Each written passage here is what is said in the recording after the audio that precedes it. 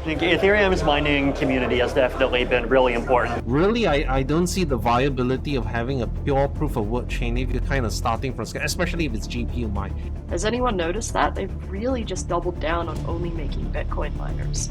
The damage was very, very high. Something that's really degraded proof of work. Miners aren't going to hold the coin. They're going to dump it as soon as they can. It makes me really sad that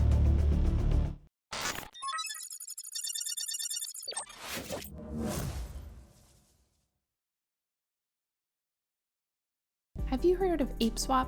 It's a community-led project that has become one of the top decentralized exchanges on the BNB chain. ApeSwap has also recently launched its lending network, where users can secure crypto loans with low APRs and earn passive income in Banana Token by supplying and borrowing popular tokens. They also have staking and yield farming options for additional passive income. Users can earn on tokens like Polkadot and BNB, stablecoins like USDC and USDT, and other coins like Bitcoin and Ethereum. Check out the link below to learn more about ApeSwap. This is not financial advice. Well, one of the things I just wanted to kind of touch on is, the difficulty of bootstrapping a pure GPU proof of work mineable coin nowadays. I mean, so many coins have been attacked, right? I mean, Raven coin, I think, got 51% attack in 2018. I don't think many people know about that. Firo got 51% attack. Beam got 51% attack. And all of us were GPU mineable coins, right? And obviously you say like, oh yeah, these hybrid systems don't work. But at the same time, as a smaller coin, it's tough, right? Like, we almost, with that 51% attack, we were almost delisted. Like, that was how serious it was. It was a whole days of rollback, and the damage was very, very high, and the exchanges are saying, are you going to compensate us, right? I mean, that's the reality, right? Do you have any concerns about a large nation state that has interest in just actively destroying Bitcoin to make their own, super rigs and design chips and just throw hundreds of millions or billions of dollars to intentionally disrupt the blockchain? Yeah, I don't worry about that at all. This cannot be done with Bitcoin anymore. This is something that can only be done with nascent altcoins. Bitcoin has achieved a level of computing that no single nation state can overthrow it through computation alone.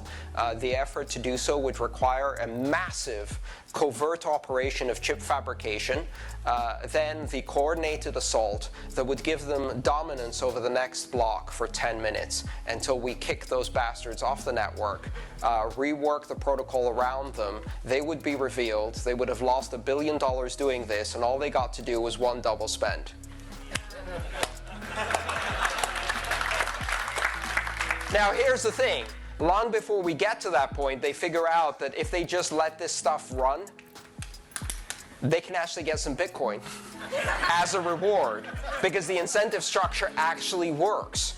And so I'm not worried about that. And a lot of people are watching the blockchain. And as I said before, what are they going to do? So they take over and they fork the blockchain and they go somewhere, right? They've created an alternative blockchain. Great. What are we going to do? Who's going to join the NSA blockchain? Anybody want to jump on FedCoin? So we're all going to stay on the old fork.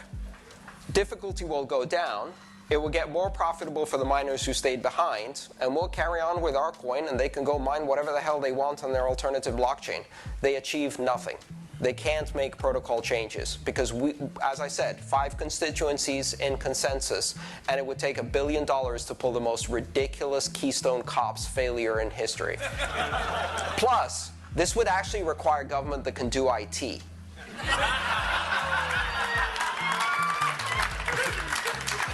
To kind of expect, non-hybrid systems, especially for the smaller coins, I think all those like proof of work maximalists, like, no, we just want pure proof of work and stuff like that. Until they are probably like, on something like Monero or Bitcoin or Ethereum, where they are the dominant coin for that particular hardware class, right? But for other coins, even if we want to do, it's not practical to do it. So we've seen, like, various strategies. Some have kept pure proof of work, but like, you know, maybe set like a very arbitrary max reorganization limit, or, you know, this type of stopgap solution. Some use, you know, delegated proof of DPoW, you know, trust a bunch of notary nodes, right? Or they, you know, have like the master node systems that do chain locks, or like Decred, which also has a hybrid proof of work, proof of stake, right? So I mean, you know, people say like, oh, 51% attack is a feature, not a flaw, and I kind of disagree. Like, it's just like the nature of pure proof of work consensus mechanism is not a desirable trait by any means. You know, we all want finality. We all want, you know, I want to know that my stuff is confirmed in one confirmation, or not like wait for, how many confirmations should I wait for this, right? So you know, kind of want to hear you guys' thoughts on that, because really I don't see the viability of having a pure proof of work chain if you're kind of starting from scratch, especially if it's GPU mine. ASICs maybe, you know, but pure GPU mine with the stuff like NiceHash about, you know, and we were attacked not by NiceHash, we were attacked by a what appears to be a rented GPU farm, like, right? So these things are very, very possible. Yeah. From my point of view, and this is something that's really degraded proof of work from my point of view over the years, which makes me really sad to say. Again, I just want to reiterate that. But as we move forward in the crypto timeline, it's more profitable than ever, like, you know, roughly speaking, on average, year over year, to mine cryptocurrencies. The amount of dollars per day in minted coins is very high. Like, you know, the amount of revenue you can make from mining Bitcoin, mining Ethereum alone, let alone all the others, is, you know, very, very high. So we have so many mining farms built out. We have so many just industrial grade mining farms. There's so much hardware out there and deployed. And again, a lot of this comes back to like cash businesses or even like nefarious actors. And it's like, well, you know, hey, like, you know, you're gonna mine $1 million this month. How about I just give you $2 million and you let me run all the hardware? You know, the mining farms will be like, sweet, you know, I doubled my profits this month, and sure, you know, I'll sync it to you. And then they take that hardware and they attack your network. And it's just, you know, the more concentrated mining is, you know, in big farms, you know, you have this kind of potential risk. It's a centralization issue. And obviously there's a lot of good actors and everything else. I don't just want to like throw shade, right, on all the big farms, but, you know, the state of mining today versus 5 years ago are so radically different. And basically it's the ecosystem is just, it's ripe to be taken advantage of in a way. But the counterpoint is that there's more hardware deployed, so you need even more hardware to try to, you know, commandeer it. That's true for major projects, but once you get off the basically Bitcoin and Ethereum, you know, the hash rates are minuscule in comparison. And what Ethereum has done is brought so many GPUs online for mining. The hash that is sitting on there is unreal. And this is where a lot of people like to, you know, like give me a bunch of flack and whatever else. Like they think I hate, like some people think I hate GPU mining now. I'm just like, dude, I'm not oblivious to the fact that there's so much hardware sitting on Ethereum, and Ethereum is doing everything they can, albeit they're very slow, they're like a slug, to get away from proof of work. What happens when all of that becomes available? It's gonna flood onto these other chains. It's gonna plummet hardware prices. You know, we're gonna see, people make jokes like you can't afford a GPU now, even though recently prices have started to come down. In the future, it's gonna be possible that with your computer build, the graphics card is gonna be your cheapest thing. You know, and that it all depends. If there's not money to be made, people are finicky, simple. They're, you know, like you referenced earlier, sheep. Right? They're just gonna be like, well, you know, screw this. I'd rather have $100 than nothing, you know. And there goes, you know, latest gen hardware. Not just that, man. Think of all the ASICs sitting on Ethereum. They're 30% of that hash rate, and mind you, this was 2020 when I last did that. 30% of the hash rate was ETH ASICs. what happens to those? They don't go anywhere. They just go into a landfill. Oh, yeah, that's the other issue. We got the e-waste, right? We've got maybe a firmware update to try to bring them to a different algo, maybe if that's possible. Or of course, we're going to get Ethereum, fork 1 through 20 that it's going to try to maintain the algo. And then all these people are going to try to blindly rally behind it. Like, hey, here's Jeff. He made a crypto today, but don't worry, he's saving your Ethereum ASIC. And so, that's how we got things like WoW Narrow, I get pitched an Ethereum fork nearly every day now. Miners reaching out going, hey, it's one of two camps. It's the ASIC miners going, hey, we're about to do we're going to do an ethash fork. Will you come help us? Or the second is, hey, we're going to do a ProgPow fork. Will you come help us? And it's like, no, both of you are really stupid because the dApps are never going to come over. The dApps are where the value is. Ethereum Classic has moved over to a Ketchak, which is just overrun by FPGAs now. Their team is very arrogant and sadly very toxic. Bob Somerville was so convinced that ProgPow was the brainchild of Craig Wright and AMD and NVIDIA, and I don't even know how. I haven't heard his name in a while. Remember his list? He had all those people on the list. Yeah, me and Andrea LaFranche are on there, plus a bunch of core devs. Yeah. And poor Grierso, Yes, Grierso and Greg Colvin as well.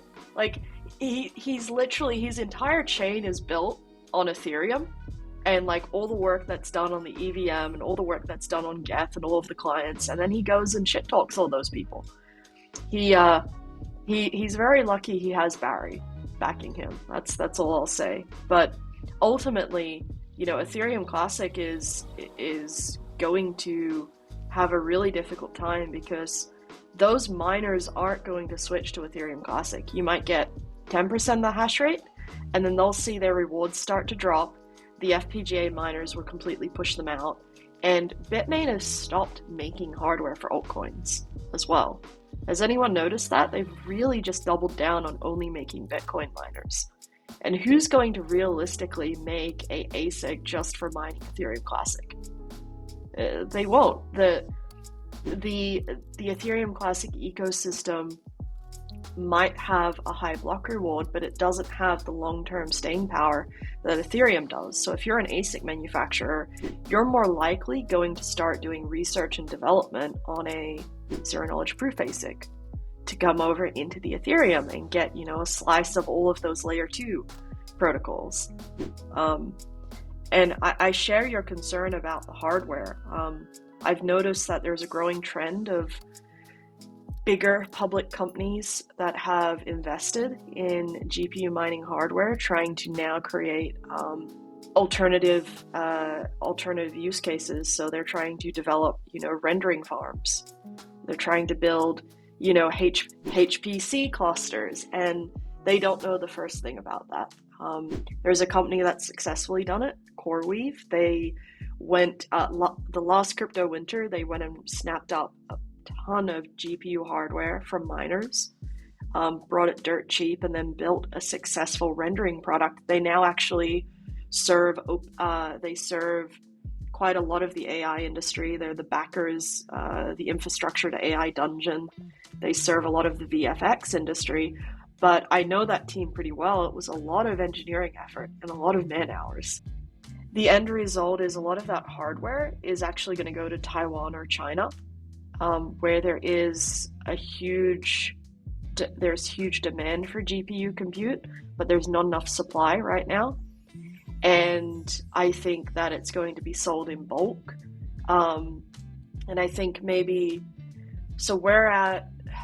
these numbers could be a little bit off, but we're at about 27 million units of GPU cards right now on Ethereum. And that's the lower estimate. Upper estimate would be around 52 million units of GPU cards. But again, I haven't done the numbers and checked on the ASICs in a while. So at least 30% of that will probably scatter. That'll go to Ravencoin, that'll go to Firo, that'll go like anywhere it can mine, because that's in the hands of actually individuals. I've been pleasantly surprised that Ethereum's managed to maintain its user base of individual and hobby miners, or as I like to call them, the garage miners. But the rest of the hash rate, it's going to be sold to Hive Blockchain, Hut 8, some of the bigger public companies that are building out kind of alternate compute facilities, maybe Genesis Digital Assets. It's just going to be sold elsewhere to where it can be repurposed, and then it's going to get flooded on eBay and Newegg and the secondhand market when there are no buyers in the HPC industry, because you don't need that much compute over there. You simply don't. And yeah, it's going to be disastrous, and I would have liked to see more innovation and more research on how we can use all of this compute for zero knowledge proofs. And instead, Paradigms just jumps straight into, hey, let's just go research how to use FPGAs and give new life to the BCU 1525s, of which there's only like 20,000 floating around. I mean, Ethereum's creating a lot of this e-waste by their own prioritization with what kind of hardware they're using. I think Ethereum's mining community has definitely been really important in just helping Ethereum survive and be secure up until this point, and that's been this the 6 years of this really critical period of Ethereum's rapid growth, and I think all of that work has been really valuable, and I think it's just definitely amazing that there have been all of these many tens of thousands of people around the world just spinning up their machines and just doing what they can to kind of participate in the protocol and help keep the network safe. The fact that there is this kind of small hobbyist mining community in particular, and it's not just like a few large companies with their ASICs, is something that I think has also been just really valuable in securing Ethereum all along. So definitely big thanks for that. Obviously, this shift of Ethereum into proof of stake is gonna be probably the biggest shakeup ever in GPU mining, right? Like it's the most I think the most momentous thing that's going to happen to like the whole GPU mining ecosystem. And of course, you alluded some of this hash rate will go here and there, but what do you think actually is the effect, right? Because obviously I think there's some, to me, I mean, my hopes aren't up, but obviously there are some people who's think that somehow all this hash rate will flow to all these GPU mineable coins and cause it to pump. I mean, I don't understand the logic of that. I mean, I would kind of like to understand why they think that, because unlike like ASICs manufacturers which have a lot of money and they want to sell their ASICs, and therefore there is some incentive for them to push up the price to sell their ASICs. At least that kind of makes sense a little bit. But now with GPU mining, that isn't really the case, right? So I just was curious, both of you's thoughts on what do you think is going to happen to all these other GPU mineable coins? Are we just going to be seeing more 51% attacks, or are we going to be seeing oh wow, GPU miners are going to be supporting these projects and these projects will flourish, right? So there's a big obviously as a smaller coin, I was thinking maybe, I mean, I don't have my hopes up, but maybe because this is such a big shift, maybe we should be waiting before we change our tokenomics to see what happens, right? But yeah, I just was very curious of what you guys think would happen. I consider them kind of like the dreamers. It's these people who they're like, oh man, so after Ethereum, everyone's gonna go to Ravencoin, it's gonna go to the moon, and everyone's gonna go to say Firo, and it's gonna go to the moon. But I'm like, dude, is it? You think it's that simple? It's just everybody's gonna come over. Ethereum block party's done. Now we're over here, and that's gonna be a $20 billion project, and it's gonna be able to soak up a lot of that, just hash rate, a lot of that hardware. I don't think that's going to be the case. I think that the sell pressure is going to be so high because you're bringing, you think we're building a house, right?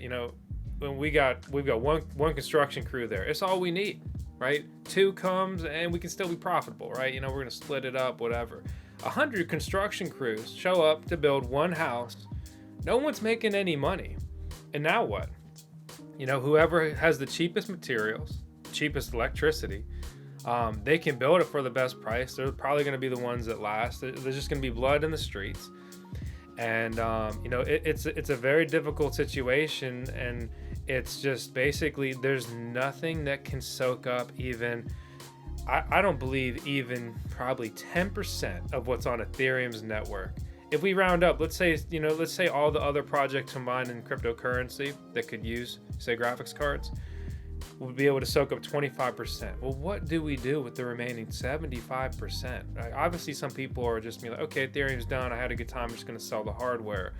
Well, that also lowers the barrier to entry to get into it. So then some people that couldn't afford to get into it may get into it. And you have hobbyists at that level that maybe don't care about profits and they just want to do it. Well, that hurts the bottom line. Then you have mining farms, cheap electric that can outlast all of these people paying residential electric rates.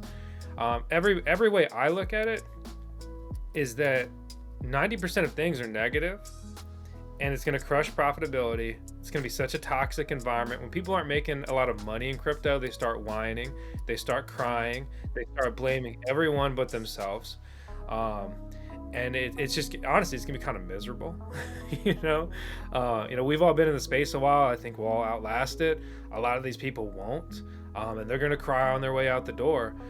The positive, though, I will say, is we're going to finally have these lazy miners, like, to take your word there, Chris, we got these sheeps and there's no grass to eat. There's nothing to chew on it. They got to find something else or they're going to die. So they're going to finally pull the wool back a little bit and be like, oh, hey, look at this project. That's kind of cool. And hopefully you do get an influx of new community members.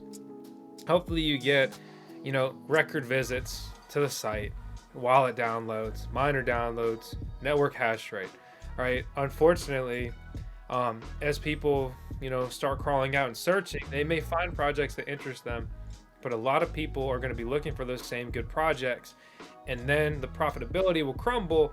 And when those profits crumble, you're going to see the nasty side of humans, which is just greed and ugliness. And again, just a lot of toxicity. I think you both remember, 28, like the end of 2018 and like 2019, 2018, 2019, it was kind of like miserable. Like it just, there's so much toxicity, so many just mean, rude comments, pointing fingers. Everyone's an idiot, It's just, like, welcome to like the real bear market.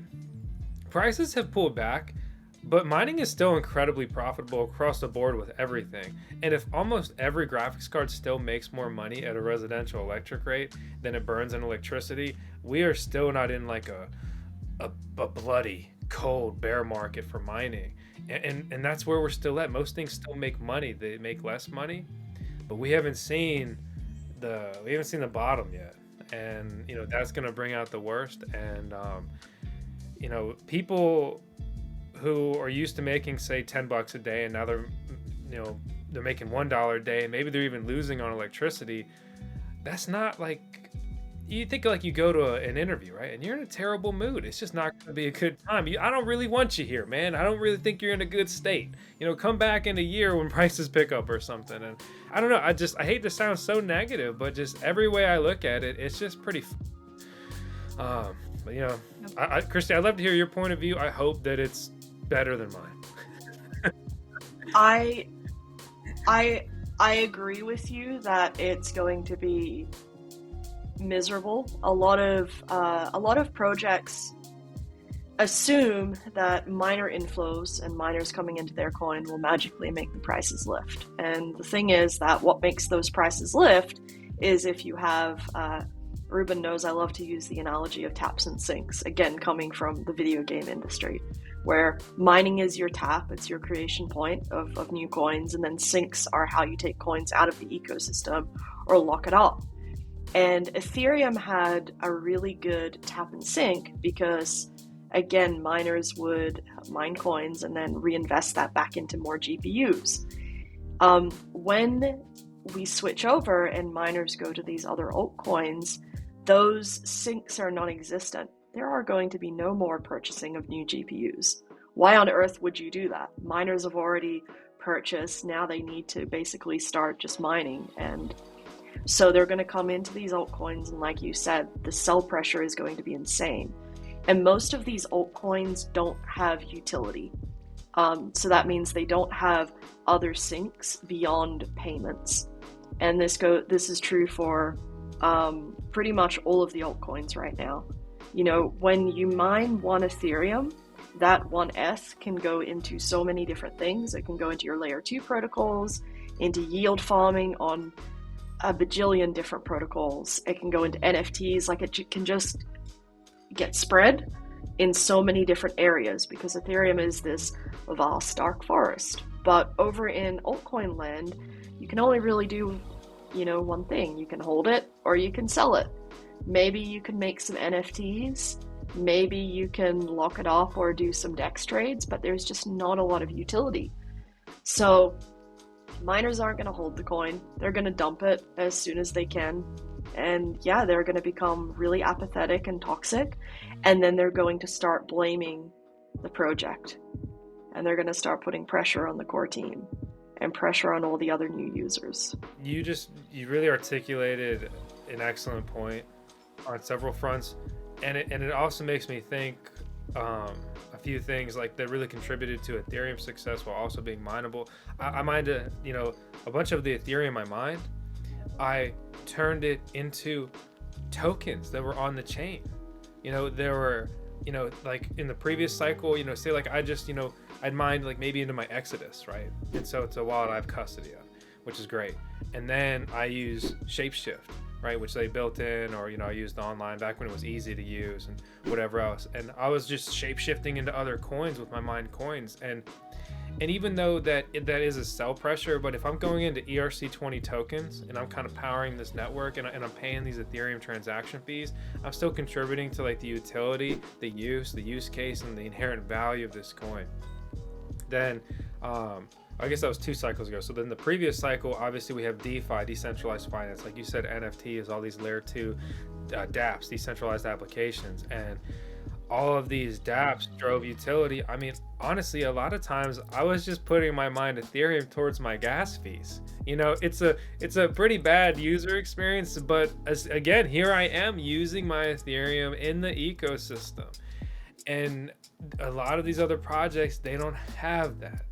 And it's all of these unique things that really prop up ETH, you know, and it's very difficult. It's why Ethereum is the benchmark, and it is such a unique use case, it's just such a unique case. It's just so interesting to study from every angle, and so like if you brought a bunch of miners to Ethereum, maybe you could make a little bit more of a case that this could have a positive value impact.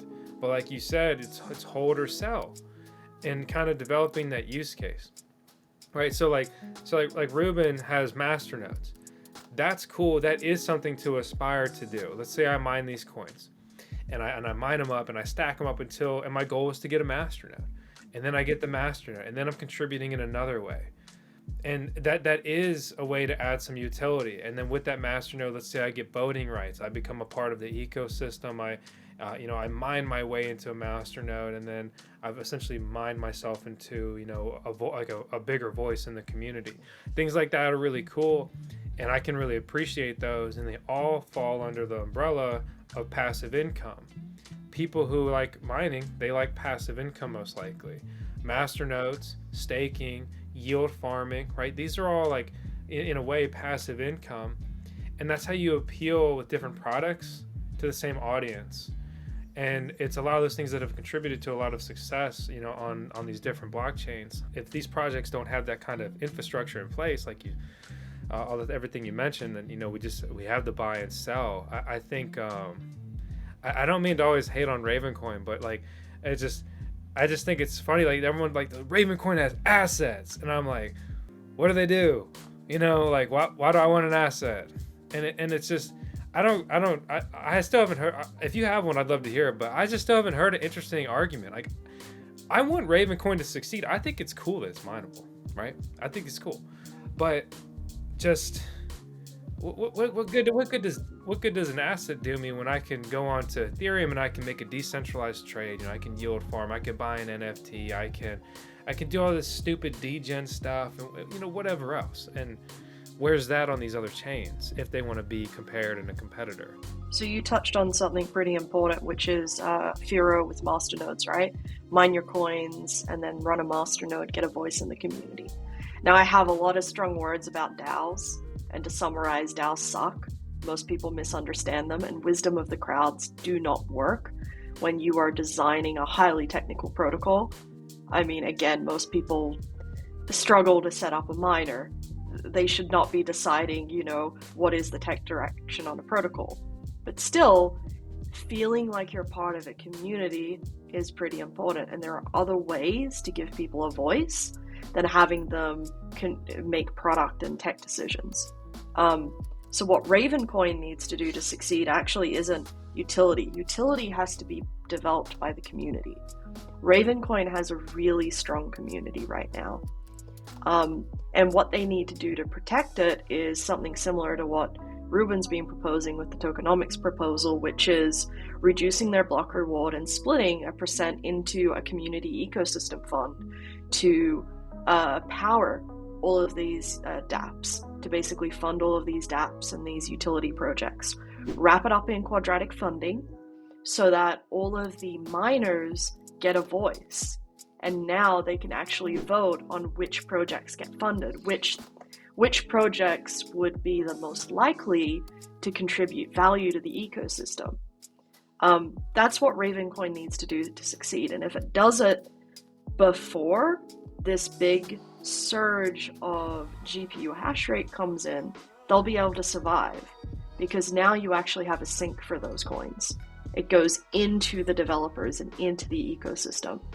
And ecosystem funding acts like a beacon to developers. It says, come over, come build on our chain. You know, there's money here available for you. Put in the work and you will be able to make a living. And then slowly Ravencoin will be able to introduce something similar to MEV once they start getting all of that transaction volume from GPU miners. That'll add in more liquidity, it'll add in more funding. That's part of why I think, Ruben, with Firo, we don't talk much about how important it is to reduce the block reward going to individual miners, because it's quite obvious they're not contributing back into the ecosystem and instead have a pot of money. I do stress that it shouldn't be controlled by individual community members right now, because the community has proven that they don't really know how to allocate that. Instead, put it up into a matching pool and let people vote with their money. Quadratic voting, right? Quadratic funding. So you don't decide, and you know, it's not 12 people in the community deciding what projects get funded and what don't, because that opens that up to bribery attacks and all sorts of things. Let each individual user of the Firo network vote.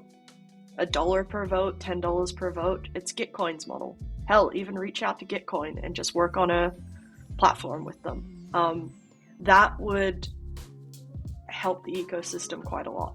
And that would, you'll slowly see, yes, some miners might drop off because profits have decreased, but all of a sudden, again, it'll be like a beacon. Developers will come, they'll get exposed to your chain, they'll start thinking about new ways to utilize Firo, because now they can make a full-time living if they're good.